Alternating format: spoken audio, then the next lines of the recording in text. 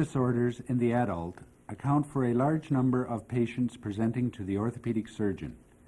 It has been estimated that approximately 350,000 hip arthroplasties are being done every year throughout the world, and osteoarthritis of the hip would account for a vast majority of those. Hip fractures in the elderly afflict 5 per 1,000 age 70 to 79 and 20 per 1,000 age 80 to 89. With the proportion of elderly patients in the population increasing, the number of hip fractures being treated are likewise increasing. At a large orthopedic center, fractures of the proximal femur accounted for approximately 30% of admissions and for approximately 50% of hospital days in the orthopedic service. Problems about the hip are indeed not uncommon for the orthopedic surgeon to encounter. As outlined in the program, Introduction to the Musculoskeletal Examination, the examination of the hip likewise should proceed in an orderly fashion. The various gait abnormalities are discussed in the video program on gait examination. The abductor lurch or gluteus medius gait in a patient with a painful condition about the hip, or the Trendelenburg gait in a patient with weakness of the hip abductors are commonly noted gait abnormalities with hip pathology. It is very important to observe the gait even as the patient is walking into the examining room. Ideally, the patient should be dressed in brief type shorts to adequately examine the hip. The basic equipment required will consist of wooden blocks, measuring tape, goniometer, neurological hammer, pin, cotton, tuning fork, and containers to test hot and cold, and a stethoscope. Inspection. The whole pelvic, hip, and thigh area should be inspected for any deformity, discoloration, swelling, scars, or cutaneous lesions. As well, any asymmetry of the buttocks, gluteal creases, or thigh muscles should be noted. The gait should be reassessed now that the patient is suitably exposed for the examination, again attempting to pinpoint the phase of gait which may be abnormal. Posture. Note the level of the iliac crests. Any obliquity of the iliac crests may suggest a leg length discrepancy, and if this is the case, wooden blocks may be placed under the apparent shortened extremity in order to assess the magnitude of the shortening. A more detailed examination of leg length will be done later in the examination when the patient is lying on the examining table. Observe the dimples overlying the posterior superior iliac spines. These again should be on the same horizontal line, and if not, there is an obliquity of the pelvis. The postural aspect of the lumbar spine should be noted at this time. An increase in the lumbar lordosis may suggest the presence of a hip flexion deformity. Palpation. Bony landmarks. To ascertain the underlying anatomy so that any pathology detected during the examination can be localized, it is necessary to identify the landmarks about the hip which are readily palpable. Being able to pinpoint a specific anatomical location allows one to infer other structures which are known to have a fixed anatomical relationship to the localized landmarks. For example, the sciatic nerve is one halfway between the ischial tuberosity and the greater trochanter. While the patient is still standing, attention is turned to the front of the pelvic region. Iliac crests. The iliac crest can usually be identified by the index finger even in fairly obese patients. By placing the index finger of each hand along each iliac crest, the examiner can assess whether the pelvis is horizontal or oblique. By following the iliac crest anteriorly, the examiner comes to the anterior superior iliac spine. When learning to do the physical examination, it is initially wise to mark off the landmarks with an eyeliner pencil, and most cooperative patients will allow the examiner to do this. With the identified landmarks adequately illustrated, they can be used as reference points throughout the remainder of the examination. Iliac tubercle. The iliac tubercle is the widest part of the iliac crest and is palpable about 3 inches posteriorly from the anterior superior iliac spine.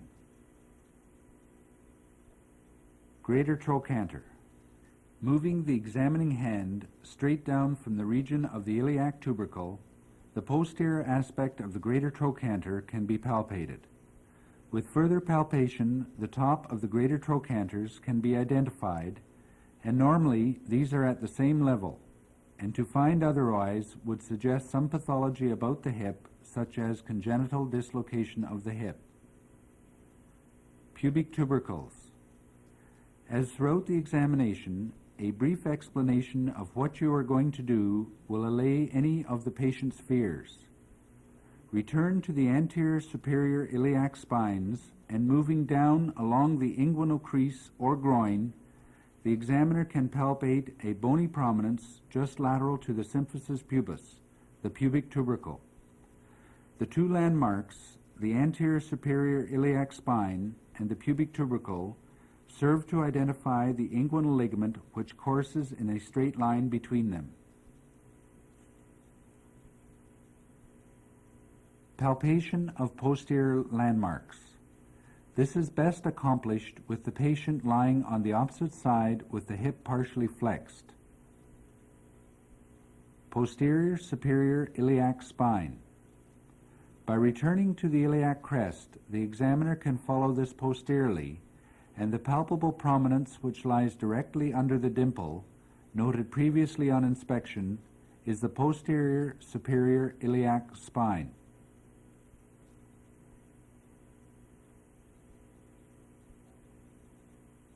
Ischial tuberosity. Starting at the posterior aspect of the greater trochanter and moving posteriorly, the examiner's fingers will encounter the prominent ischial tuberosity. Location of the ischial tuberosity is much easier if the hip is flexed. Having identified the bony landmarks, the examiner has a map with which to find one's way around the hip and localize aspects noted on inspection and palpation in relationship to anatomical structures. Palpation.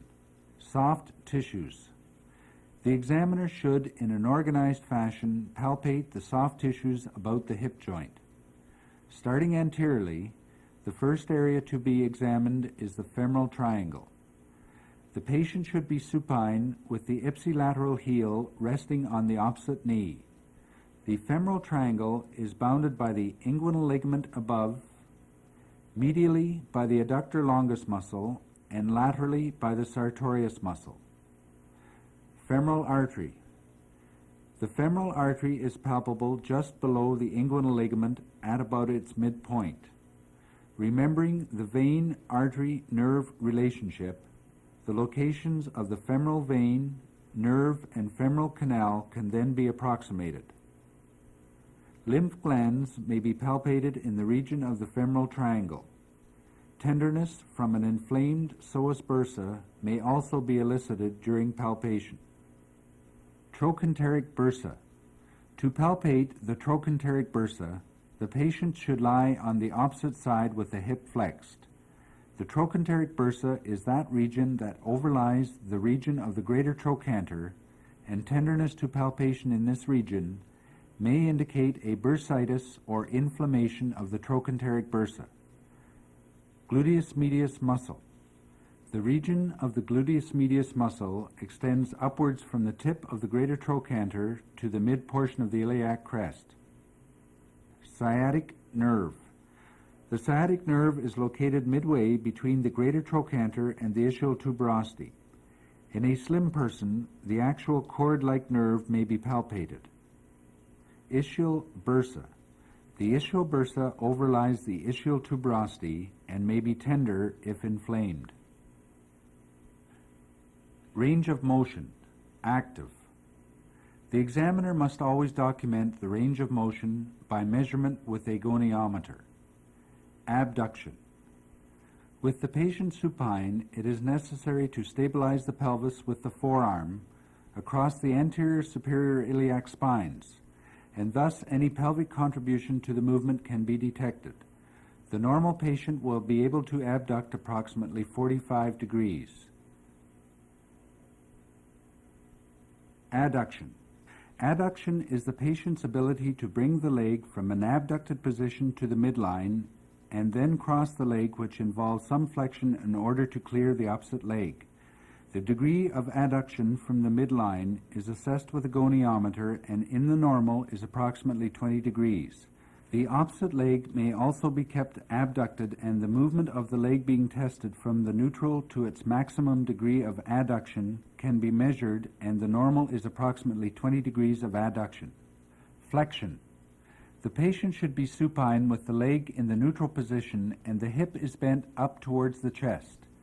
In order to test flexion, one must assure that the pelvis does not rotate in order to contribute to the amount of flexion at the hip. If the hand is kept under the lumbosacral spine, any pelvic rotation can be assessed. Normal flexion is approximately 135 degrees. Rotation. Rotation of the hip should be tested both in extension and in flexion, with the leg in the neutral position. It is essential that one does not use the foot in order to measure degrees of rotation, because there is rotation alone at the foot and ankle, and this does not involve any movement of the hip. Internal rotation is normally about 35 degrees and external rotation about 45 degrees. Extension. With the patient lying prone, stabilize the pelvis against the examining table by placing the forearm across the posterior superior iliac spines. Have the patient bend the knee slightly to eliminate hamstring contribution to extension, and then have the patient lift the thigh off the table. Normal range of extension is approximately 10 degrees. It is also possible to assess ranges of motion that are frequently done in activities of daily living, and their loss may limit functional abilities. Flexion and adduction. This is the ability to cross one thigh over the other thigh in a sitting position. Flexion, abduction, and external rotation. This is the ability to place the lateral side of the ipsilateral foot on the opposite knee. Extension. This motion can be assessed by the ability of the patient to get off the chair with his arms crossed on his chest while keeping his back straight. As discussed in the introduction to the physical examination of the musculoskeletal system, if active motion is limited, it is also necessary to examine passive range of motion. That is, the motion performed by the examiner without the aid of the patient. To do a proper assessment of passive range of motion requires a completely relaxed and cooperative patient, and a brief description of the purpose and nature of the examination to the patient will allay their fears and aid in their cooperation. If from the history or earlier parts of the examination one expects pain to be produced, the patient should be instructed to tell the examiner when they begin to experience pain. Gentleness by the examiner will assist patient cooperation, and if the examiner feels that a certain motion will cause pain, this should be examined last. If the patient complains of pain, always ask the patient to describe its location.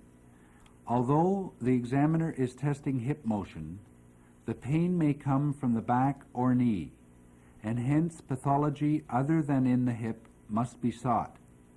The point at which pain begins and the maximum passive motion achieved should be documented by means of a goniometer. Flexion. The patient lies in the supine position, and the line between the anterior superior iliac spines should be perpendicular to the trunk. The leg should be in a neutral position, that is, no abduction, adduction, internal or external rotation.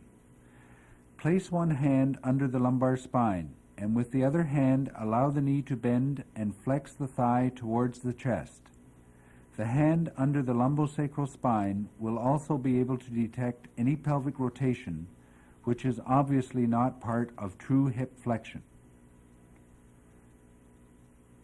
Abduction.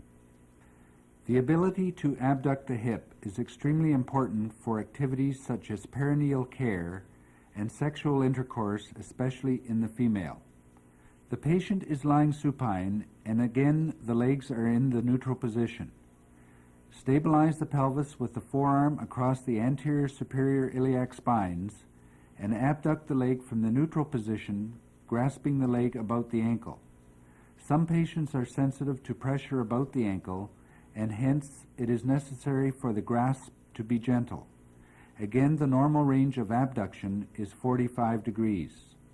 A record of the ability to abduct the hip can also be kept by serial measurements of the intermalleolar distance with the hips maximally abducted. Adduction. The position is identical for testing abduction. Again, the pelvis must be stabilized and the leg crossed over the opposite leg. Since excessive soft tissue of the thigh may impede adduction, start with the opposite extremity in abduction, then adduct the extremity being tested. The normal is approximately 20 degrees. Rotation. Rotation of the hip must be tested in both extension and flexion, since limitation of rotation may vary in each of these positions. Rotation in extension. The patient lies supine. In the neutral position, the patella should point straight up to the ceiling. Grasp the tibia, then internally rotate the leg towards the opposite extremity.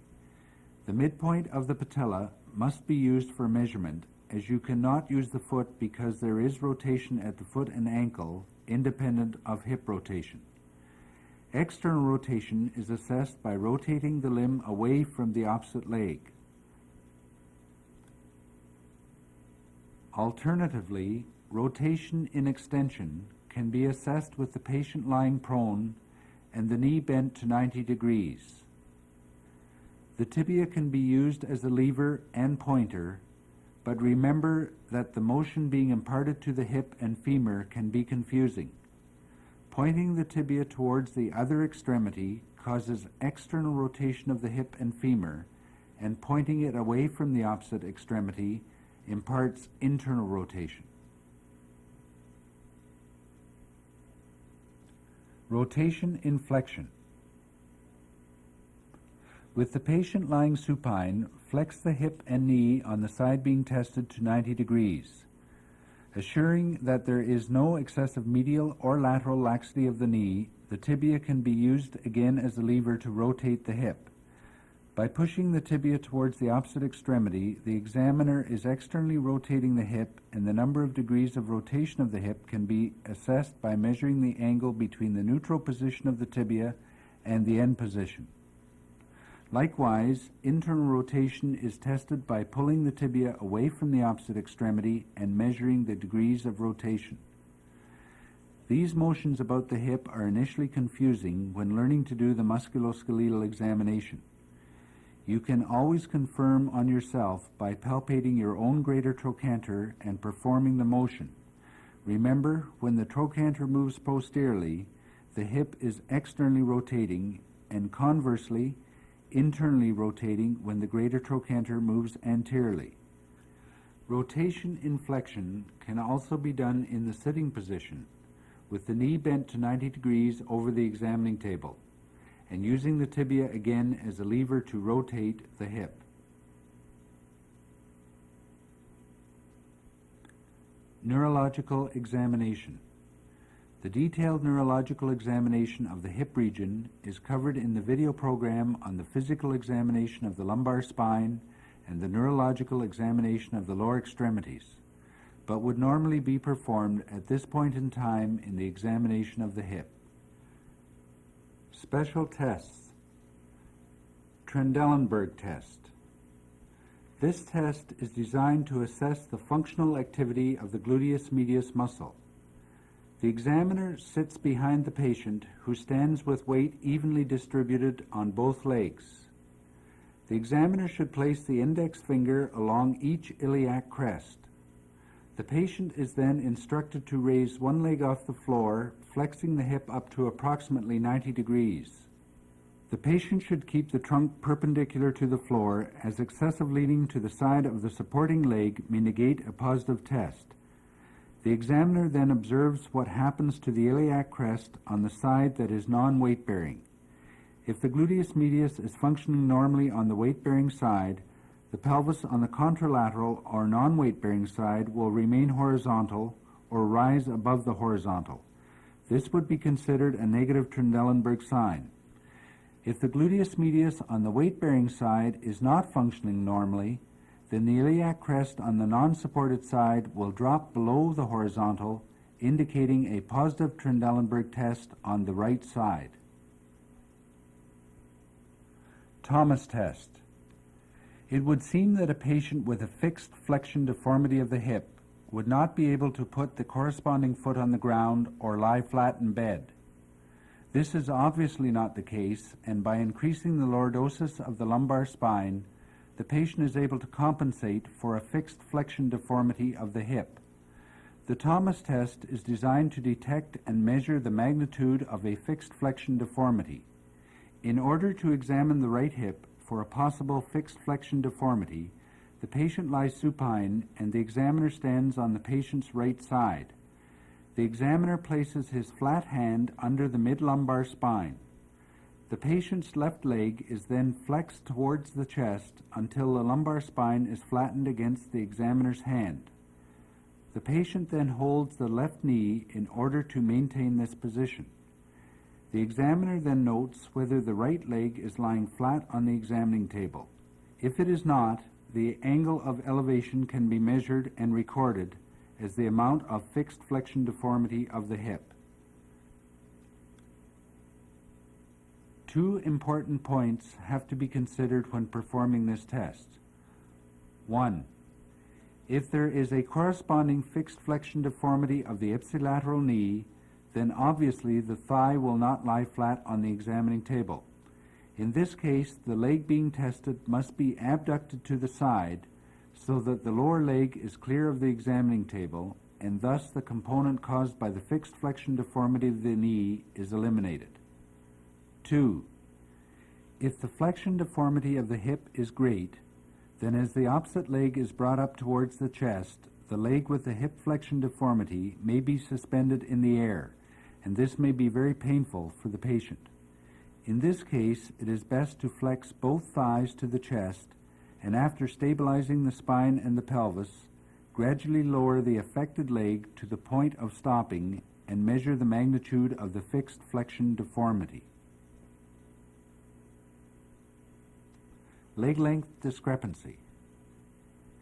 If during the examination it is noted that the pelvis is not horizontal when the patient is standing with both feet on the ground, this suggests the possibility that one leg may be shorter. The examiner thus has to determine if the discrepancy is true or apparent. True shortening is due to an actual decrease in the extremity length either in the femur or the tibia. Apparent discrepancy is due to a fixed obliquity of the pelvis or a fixed flexion, abduction, or adduction contracture of the hip. True shortening. It is first necessary to measure true leg length. The patient lies supine and the pelvis should be horizontal across the examining table. Both legs should be in the neutral position or in a position perpendicular to the plane of the anterior superior iliac spines. A tape measure is then placed at the anterior superior iliac spine, and the distance to the tip of the lateral malleolus is measured. Many authors suggest measuring to the medial malleolus, but I find that excessive thigh girth or atrophy can influence the measurement.